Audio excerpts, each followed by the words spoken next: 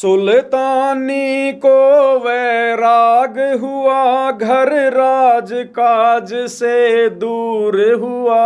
सुल्तानी को वैराग हुआ, घर राज काज से दूर हुआ। सुल्तानी को वैराग हुआ, घर राज काज से दूर हुआ। सुल्तानी को वैराग हुआ, घर राज काज से दूर हुआ। गुरु अंत काल नाराज हुआ, जब वचन अधम ने तोड़ दिया।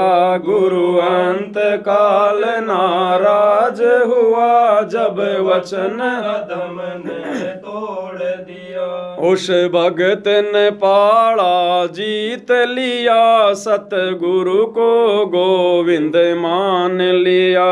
उस भगत ने पाड़ा जीत लिया, सतगुरु को गोविंद मान लिया। अब्राहिम अधम सुल्तान बलक बुखारी का बादशाह, जिसके इतने ठाट बाट, 18 लाख घोड़े, 16,000 औरतें, सोने चांदी हीरे मोती जवाहरात की कोई कमी नहीं। गुरुदेव कहते हैं देवताओं का राजा इंद्र भी शर्मा जाता था उसके ठाट बाट को देखकर कि ऐसे ठाट बाट तो मेरे भी नहीं है जो बलक बुखारे के बादशाह के हैं। लेकिन परमात्मा ने आत्मा को उस कीचड़ से, उस दलदल से बाहर निकालना था। यानी भाई और बहनों, हम तो मांगते हैं धन, और सतगुरु ने उस धन रूपी दलदल से अपनी आत्मा को बाहर निकाला। उस सुल्तानी को भी वैराग हो गया था। सुल्तानी को वैराग हुआ, राज से, काज से, घरबार से, औरतों से, बच्चों से, हाथी घोड़ों से, घर राज काज से दूर हुआ। लेकिन अंत में क्या हुआ भाई और बहन? तत्व ज्ञान के अभाव में, गुरु को परमात्मा ना मानने के अभाव में, ये सबसे बड़ी हमारी कमजोरी रही है। हमने गुरु को परमात्मा नहीं माना।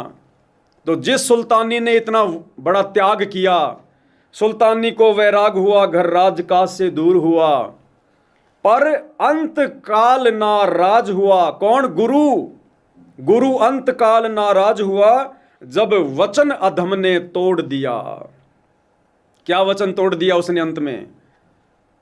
कबीर सागर के सरलार्थ में अब्राहिम सुल्तान की उस कथा में गुरुदेव ने लिखा, अंत में अधम सुल्तान ने मनमुखी होकर नाम दीक्षा देनी शुरू कर दी, स्वयंभू गुरु बनकर। उस समय डीवीडी तो थी नहीं, लैपटॉप तो था नहीं। स्वयंभू गुरु बनकर उसने नाम दीक्षा देनी शुरू कर दी। किसी भगत ने आकर परमात्मा को बताया, जो गुरु रूप में आए हुए थे, कि गुरुजी ऐसे ऐसे अब्राहिम तो नाम दीक्षा दे रहा, उसने बहुत सारे चेले बना लिए। फिर परमात्मा ने उसको धमकाया कि नालायक, तेरी भक्ति नष्ट हो गई, तेरा नाम खंड हो गया, तो ने सोच भी कैसे लिया। गुरु अंत काल नाराज हुआ, जब वचन अधम ने तोड़ दिया। आज भाई और बहनों, गुरु जी हमें क्या कह रहे हैं बार बार कि बच्चों, जो मेरे से उपदेश लेकर स्वयंभू गुरु बनकर इन मंत्रों का आगे दान करेगा, वो सबसे बड़ा अपराधी है परमात्मा का, उसको गुरुद्रोही समझ लेना।